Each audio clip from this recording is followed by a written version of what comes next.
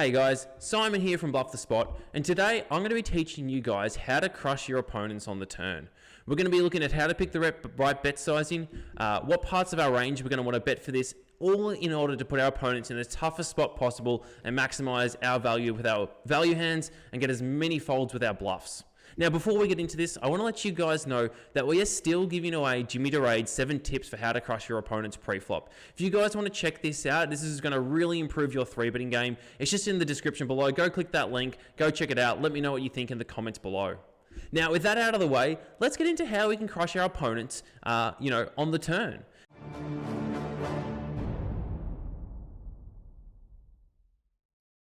Now, what we're this is going to be, I think, a bit of a series I'm going to do. I think we're going to start off by looking at how to crush them by betting, okay? And typically one of the common spots that we look at is barreling. Now, we can also have a bit of a look at how, our delay c-betting looks like. But for the start, let's have a look at, when we barrel. Now, the first thing that we want to do when we get to the turn and we've c-bet the flop is we want to identify the correct sizing to use. Now, I'm a big believer in keeping our turn strategy simple and using it just a single sizing. I know some guys like to, have a small sizing and a large sizing, or a large sizing and an even bigger sizing. But for me, that's a little bit too complicated, and I don't think that we actually get the benefits of gaining a whole lot of EV as opposed to playing one size really, really well. But what is important is that we do pick the correct sizing. And it's not actually, I don't find this process super tricky, but I know a lot of people, have a lot of questions around what turns should I be using for what sizing. So what I'm going to do is I'm going to bring up a bit of a board, and we're going to have a look at how we might construct our sizing on different turns and what kind of factors are at play. Now, in this example here, I've got this King Jack 7 board, and on the flop, we've got a couple of different sizes getting used. I'd recommend using one, but this will give us, a bit of an idea around how we want to construct our barreling on the turn. So, the first thing that we want to ask is, what kind of board is it, and what does the turn do? So typically when we c-bet the flop and our opponent from the big blind, it's typically going to be the big blind, check calls. Now, there's going to be kind of 2 or 3 kinds of turns. The first kind of turn is going to be like a bricky turn where the nuts don't change, or the nuts might change, straights might complete, but it's overwhelmingly still in favor of the c-better. Now, on a board like King Jack 7, this is going to be like lots of bricks or low cards, that don't complete straights, anything from a 2 to a 6 that isn't a spade. And then also cards that don't pair the board. Typically when the board pairs as well, that actually changes things quite a lot, particularly when the second or the third card pairs. It's really going to favor the big blind, who is going to have a lot more of those cards in their range. So when the nuts don't change, the sizing that we often want to pick is going to be really, really big sizing. And this is because we're going to have the range advantage. We bet all our good hands on the flop. The big blind would have check raised a lot of their strong hands. So when nothing really changes on the turn and our equity remains really high, we're going to want to use really big sizings to punish our opponent and to capitalize on the fact that we have lots of strong hands that they just aren't going to have.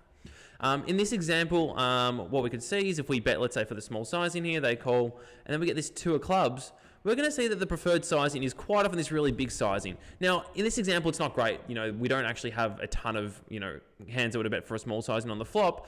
But what I do have is I actually have sims that I've forced for a range bet here. So if we have a look at the same flop, which we could have used as a range bet,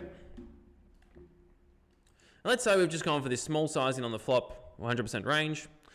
They call, and we get this 2 of clubs. We're going to see that it only wants to use this really big sizing. It doesn't like the 75% sizing at all. This is the only sizing that it wants to use.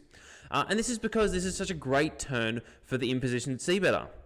Now, if we had have, done this, and we can see the EV here is, 44.5. If we had to pick the wrong sizing here, and we had have only, let's say, picked the 75% sizing, what you're going to see is we're actually going to lose, a bit of EV just from selecting the wrong sizing. So let's go back and check. It was 44.5.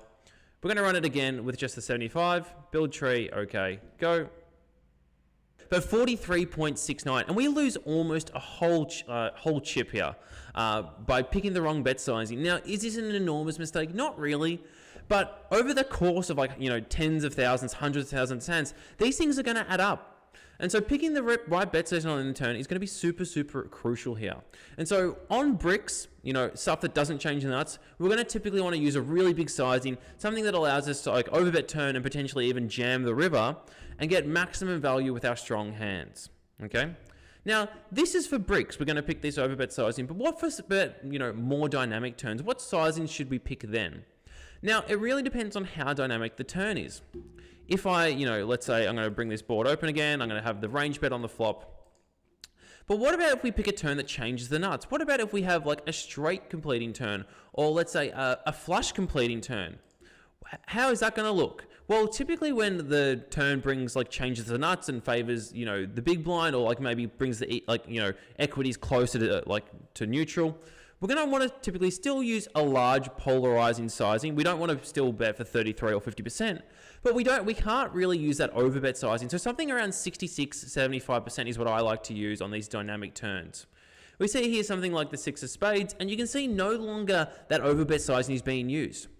We don't have the range advantage here, so we're not allowed to use it. And we're seeing here that primarily this 75% sizing is going to be used with a tiny amount of small betting. Now, if we made the mistake of only using the big sizing here, you'd see that we are actually going to start to get punished. So we go tree, create subtree, okay.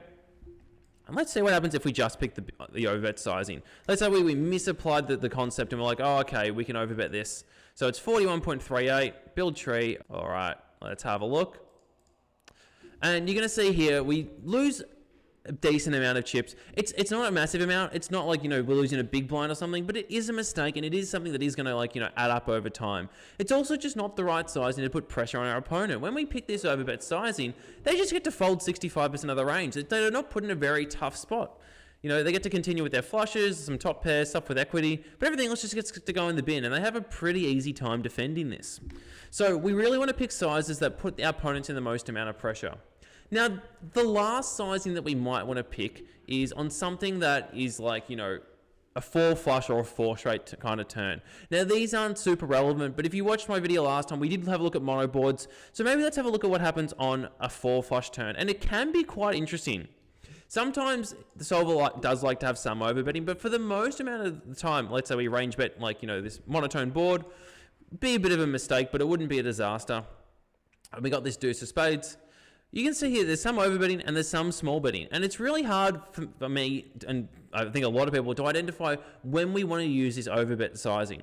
And I think typically on a lot of these flush completing turns, what we're going to see is we're going to start to see, primarily lots of small betting. And I think if I had to pick one sizing, I would pick the small bet. I think the 75% would be totally fine as well. But it's pretty tricky in terms of actually constructing a barrel on a 4 flush. And this is one spot where we might not want to pick that overbet sizing or that 75, and we might want to just go for a 33% sizing ourselves. So yeah, 4 flush, 4 straight, 33%. Dynamic turns where straights and flushes complete, we're going to pick 75%. And for those bricks that are really good and favor us as the imposition raiser and as the C better on the flop, we're going to be using those really big 150% sizings. Now, we've addressed now what kind of sizing that we want to pick. But that's all well and good, but how do we actually play that sizing? What parts of our range want to bet? And this is going to come down to A, the board, and B, the sizing that we use. So let's have a look here, and we're going to pick a flop, and we're going to keep looking at range betting because I think it makes things a little bit easier for us just to have a look at as a concept. So we've got a board here. It's given 2 secs. Here we go. King 10-6, rainbow. Actually, I think I want a flush draw board. I think flush draw is going to be a little bit better. Alrighty, check. It's King 10-6 flush draw, small bet, call. And let's have a look at how we construct our range with an overbet sizing. So we're going to pick this really, the standard brick, the deuce of clubs. And you're going to see here, it's primarily using this little bit of 75, but primarily the overbet sizing. Create subtree, okay, and we're just going to give it the one sizing to make life a little bit easier for ourselves. Get rid of this, get rid of that, get rid of that. All right, build tree, okay, go. Alrighty, and we're now seeing the single size for the overbet. And the thing that we have to identify is identifying which parts of our range want to bet. Now, the first step in this is identifying your value thresholds. Now, to do this, I like to, experiment a little bit on different boards, but I really like this Range Explorer tool. So I like to click Strat, select None, and we work our way through. And you're going to see here, our set's pretty much always betting. Cool, that makes a lot of sense. Two pairs, always betting. Over pairs, always betting. And then we get to top pair, and we start to see the value threshold is around this King 9. You can see King 8 doesn't really like to do it. It's getting in there sometimes. This is a little bit on the mergier side of things. But basically, King 9 is the cutoff for what we want to value bet. And then obviously, King 8, King 7 of hearts does make a bit of sense because they've got that additional equity and they're kind of like a bit of a mergy kind of bet. So that's kind of like our value threshold for this overbet. So it's kind of like, that strong to medium top pair plus, particularly on something like a brick. And then once we start to see, we start to get a lot of showdown. We see our under pairs, our second pairs, our third pairs. They don't like to bet very often. These are hands that don't favor from betting. When they bet, they're only going to get called by better hands, and they're only going to fold out worse. So they primarily want to check, particularly when we're barreling. And this holds true for the overbet sizing and the 75% sizing as well. The next part is, what are our bluffs? Okay, and for a lot of our stuff, the bluffs make a lot of sense naturally. Flush draws, straight draws, gut shots. Now, we can't barrel all of them, but typically, you can't go too wrong betting equity. If we have a look, our combo draws are really, really strong stuff, basically always wants to bet. And we have a look at flush draws. There's a kind of interesting thing going on. You start to see our lower flush draws like to bet, but we like to check some of these queen high flush draws and some of these ace high flush draws. And the primarily reason that we're checking stuff like these queen high flush draws is if we barrel a queen high flush draw on a board that's king high. Now, our opponents are going to have to actually fold all their worst flush draws. If they have a 7 high flush draw or something that they check called on the flop, they're actually going to have to fold to our overbet. So we're going to get all the worst flush draws to fold, and all the better flush draws, like the ace high ones, are going to call. And so typically when we're thinking about our bluffs, we want to be able to make if we have something like a flush draw, we want to have our opponent be able to continue with all the flush draws that we beat. And so in this case, it actually means checking back some of the queen high ones. Now, would it be a mistake? No, these all mix. These are all 0 EV decisions. It's not a disaster to barrel, but typically the second nut flush draw on the board is typically the one that you want to, check the most. If we keep going, we then get into our open-enders, and, queen jack is primarily barreling. And then we get to our gut shots. Typically, these high gut shots really like to do it, and gut shots that draw to the nuts. So these things like queen 9 don't typically like it as much, because if we hit that jack, there's always the chance that we could be drawing to a dominated straight. Now, button versus big blind, that's not really a thing because they shouldn't really have any ace queen from the big blind. But we do want to be careful, not when we actually are barreling, that we are kind of drawing to the nuts with our gut shots. The hardest part I find to find with our barreling range, because our equity is kind of fine and all of these hands mix, so you can't go super wrong. But the hardest stuff that I find to barrel is the pairs and the low pairs of barrel. So if we have a look here, you're going to see some of these undercards start to barrel, these pocket threes and these turned bottom pair.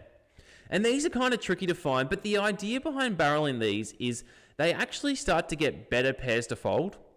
So if we barrel something like this deuce X, we're going to get some 6X, a lot of pocket pairs, and maybe even some 10X to fold, which is a really big win.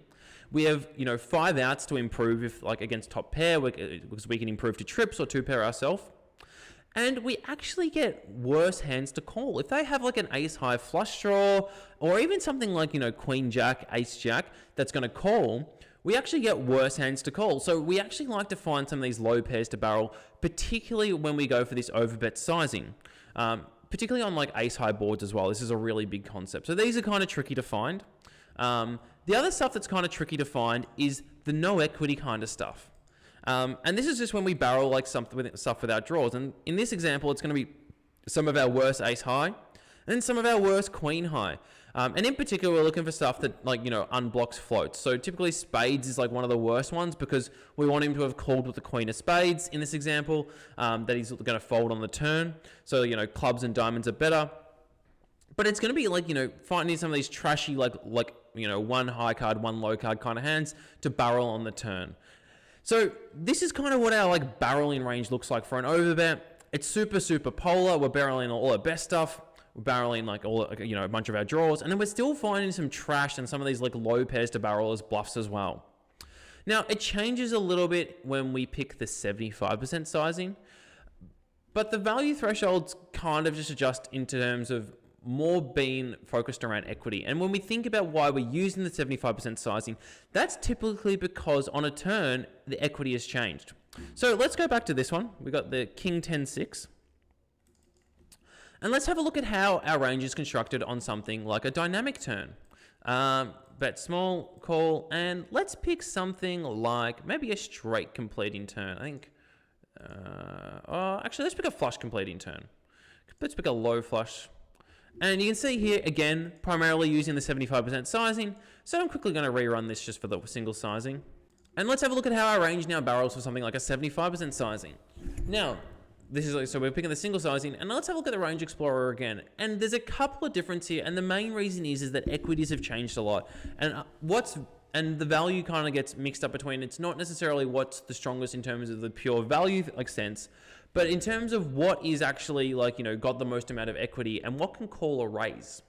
So we have a look here and we select, you know, our flushes, and most of our flushes are barreling. We've got a couple of slow plays, but you know, most of our flushes are just going to go for it. Our sets primarily barreling still.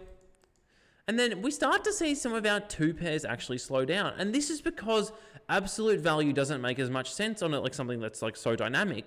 And what's more important is the ability to continue versus a raise. And our sets have a pretty comfy time calling versus raise, but our two pairs, we've only got 4 boat outs. So they don't super love getting check raised, and it's hard, like, you know, they block a lot of the stuff that's going to call us. So they don't actually super love barreling.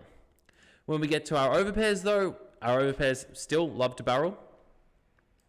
And then when it starts to get tricky is our top pairs. Now you can see this still is this similar kind of threshold where ace king, like, you know, likes to bet, but you can see that it's quite selective around which ace kings like to bet. It really likes to, in this example actually, it really doesn't like to have the ace of hearts. It really wants the opponent to be able to call with the ace of hearts here, and it's betting the other ones for protection. So it likes barreling those without it. It's kind of hard to work out when that's the case. Sometimes the solver would like to bet with the ace of hearts. Sometimes it doesn't like the ace of hearts. There's no real hard and fast rule here. But we can see like the threshold is around this king, queen, king, jack region, and it falls off around in a similar spot. And the reason that the value threshold falls off in the similar spot here is because we've reduced our size dramatically. We're only betting for a 75% instead of a 150% because this board is so dynamic. And we're going to want to be able to bet similar value thresholds with these different sizes, but it's really going to depend on the turn around what sizing we can do to achieve this. Now, we're going to see here with these lower ones, it is obviously preferring the heart. And then once we get down to like, you know, under pairs, second pairs, third pair, again, these are all checking. This is super, super straightforward. We get down to our low pairs though, and we're going to see a similar kind of concept. And this time we like to have the heart when we're barreling. We really like to have that additional equity when we're using these low pairs as a bluff. And then we're going to have a similar kind of thing going with our actual, you know, bluffs, our ace highs and our nothings. Combo draws, you know, primarily like to bet. Flush draws primarily like to bet. Our open-enders aren't as robust. A lot of the time, if we actually have an open-ender, we kind of want to just realize our equity here. We're not going to be able to stand a check raise. We still have a bunch of outs if we are behind, and most of these do like just to check. And then our gut shots, you know, we are liking to barrel the high ones a bit. The middle ones we don't like so much. We are just checking back. And then we are still having to find a bunch of stuff with no draw. So you can see that the ranges are kind of similar. That value threshold didn't change a whole lot, but our size did. So that was the biggest thing. If we got the size right, we can play similar kind of ranges on these turns, as long as we are picking the right sizing for the right turn. All right. Well, this has kind of gone on for a little bit longer. I hope you guys have enjoyed. This has been a bit of a look into how we might construct our barreling range. I think this could be a really fun little series on how to crush our opponents on the turn. Maybe next time we can look at maybe delayed c-betting, and maybe we can also have a look at how to crush our opponents as the defender. Like what happens when we're in the big line and we're facing these bets ourselves. Let me know in the comments below what you guys would like to see the most. More than happy to include it next time. But cheers.